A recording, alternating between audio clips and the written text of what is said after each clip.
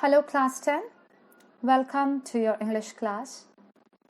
Well, today before we start today's topic, there's something that I would like to discuss with you. And this discussion is about the apocalypse. Now, throughout history, there has always been a fascination about how the world will end, right? And the apocalypse has always been a phenomenon to capture the minds of people. In recent times, in the present world, there's always discussions that probably the world would end due to a nuclear disaster or because of immense climate change. But how or what would happen, we really do not know. But there is, this immense speculation regarding this. Well, this whole idea about how the world will end has been captured in the poem Fire and Ice by the poet Robert Frost. Earlier, we have already done one of the poems of Robert Frost in the previous class, if you remember, Dust of Snow. In the poem Dust of Snow, the poet majorly speaks of how a trivial element, even how a trivial thing can help to change a mindset, can help to change our surrounding in such a beautiful manner. This poem, Fire and Ice, which is our topic today, is also one of the most read poems of Robert Frost and highly regarded as well. Well, though we may have our own speculations regarding the end of world, we may have our own opinions, but Robert Frost, he certainly adds his own ideas in the poem Fire and Ice. This short rhyming poem was written in the year 1920. And regarding this poem, as to the reason why Robert Frost has written this poem, there are a lot of speculations. Some say that he was inspired by Dante's epic poem Inferno, where he chronicles his journey to God through hell and then ultimately reaching heaven. There is another source that claims that Robert Frost had a conversation with an astronomer, Harlow Shapley, about the end of the world, and that somehow given him the inspiration to write the poem. This poem, Fire and Ice, consists of 9 lines and written in the most simplistic manner, but with a biting message. Look at the poem. Some say the world will end in fire, some say in ice. Well, the poem begins with the narrators describing us the end of the world in his own vision. Now, if you look at the first 2 lines, it describes that how, in general, some believe how the world would end. While some believe that the world will end in fire and some believe the world will end in ice. Here, fire, it represents nuclear disaster and ice, the climate change. Frost, his use of fire and ice, however, is a bit metaphorical. Because as we further go into the poem, we'll see that he's speaking of 2 different elements altogether when he talks of fire and ice. So in the first 2 lines of the poem, he has used the word some. He has used a third person narrative in order to show that this is what other people think. Look at the 3rd line. From what I have tasted of desire, I hold with those who favor fire. Look at the word I hold in the 3rd and the 4th line. Here, he reveals himself as the first person speaker with the idea that he wants us to view his opinion about how the world would end. And he states that this view that what he has tasted, I have tasted, it means it's something that he has already experienced, right?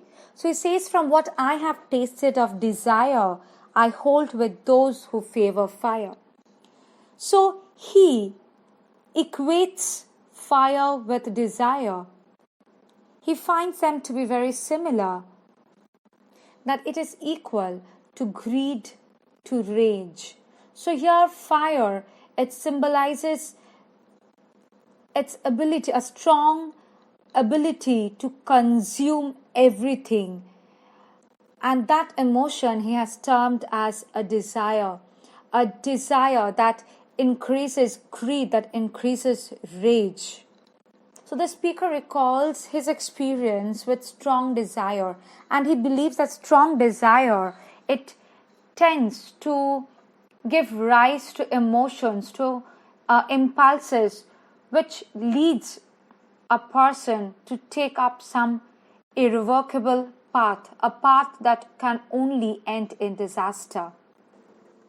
So you have already studied in economics that the more want increases, desire increases, right? It's a part of your economics. So the need gives rise to a huge demand of a certain commodity. So that is where desire comes in. So it is something that can't be quenched. Our materialistic needs are so immense that the more we try to satisfy them, it increases and increases in time. Now, what is the meaning of favor? Favor. Favor means prefer, right? So he says that he prefers, he believes that it is fire that would actually cause the death of the whole world, that it would cause the whole world to perish, to end. Well, the poet does not end here. He does not end at the possibilities of fire destroying the world.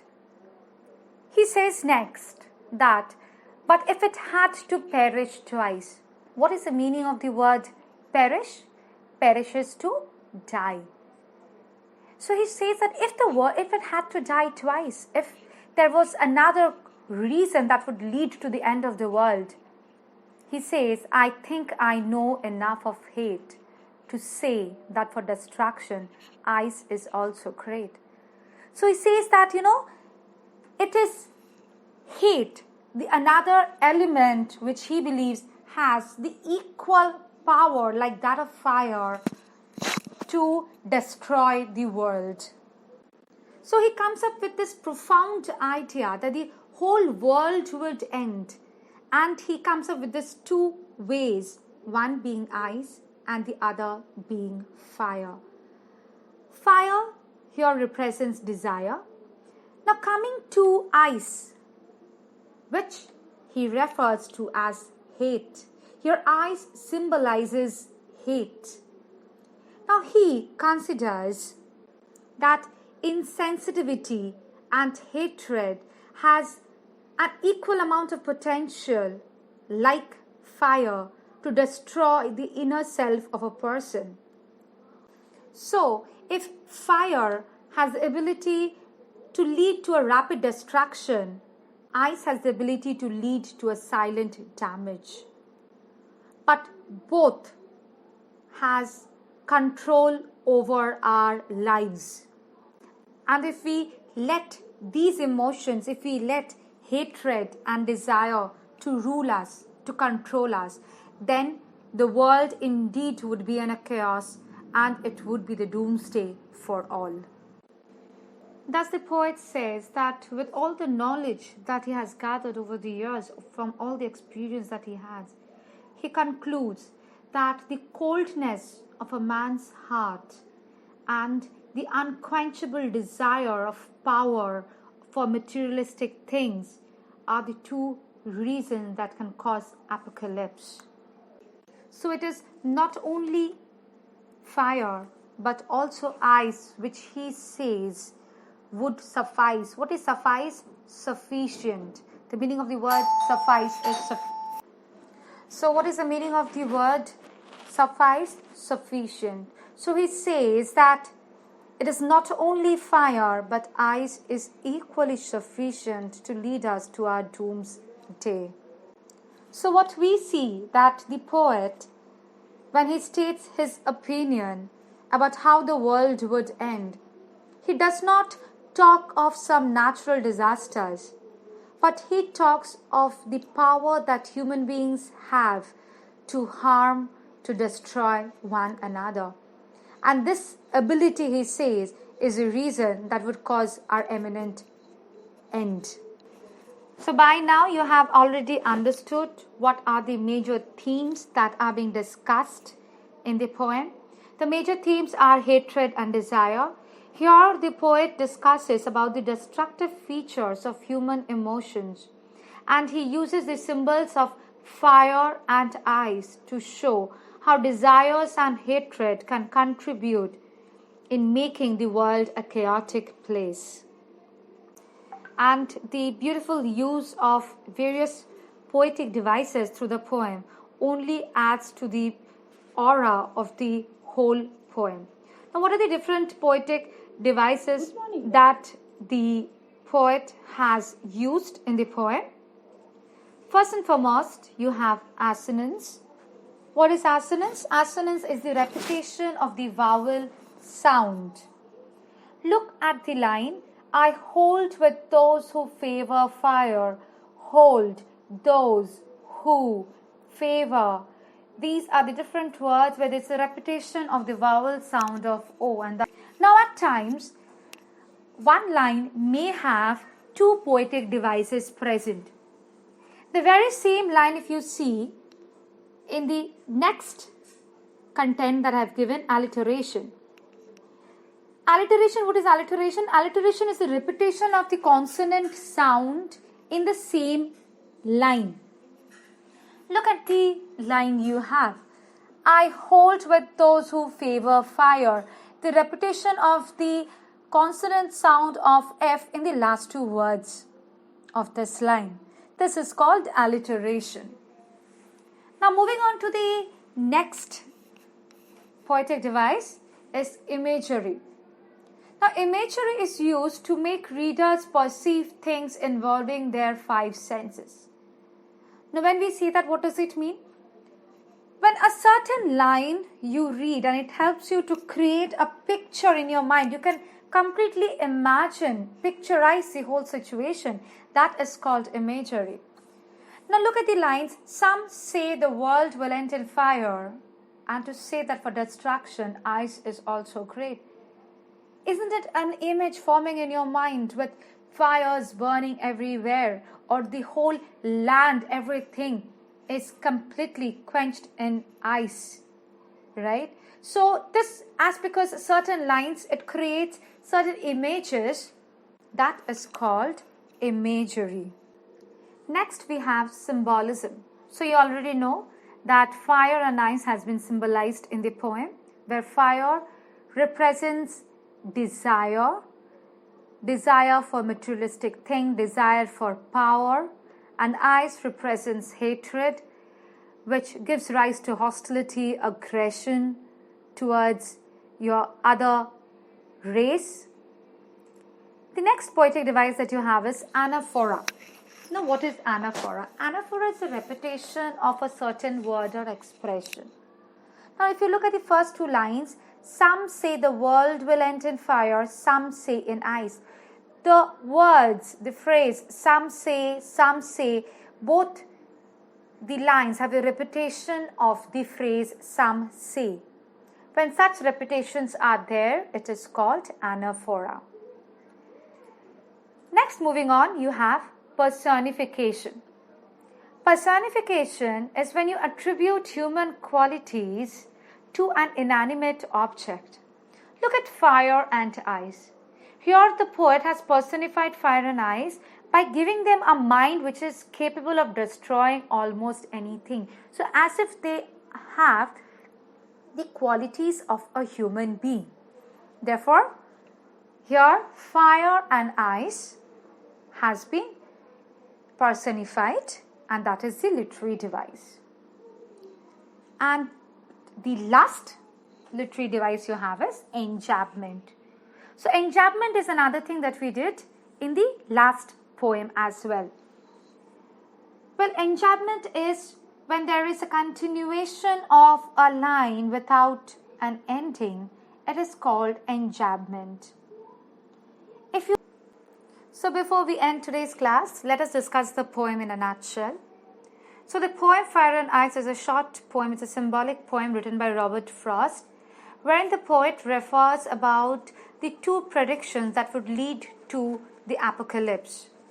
He says that there are some people who believe that it would be fire that would lead to the disaster of the world, and there are some whose opinions are that it's ice that would lead to the end of the world. But according to the poet, he believes that both fire and ice has the innate ability to destroy everything that comes on its way. Now, when he says that, he symbolizes fire with desire, with greed, with lust, with the need of materialistic things, with power. And he says that the more we try to satisfy this urge, this desire, it tends to grow and grow, and there is no ending to it.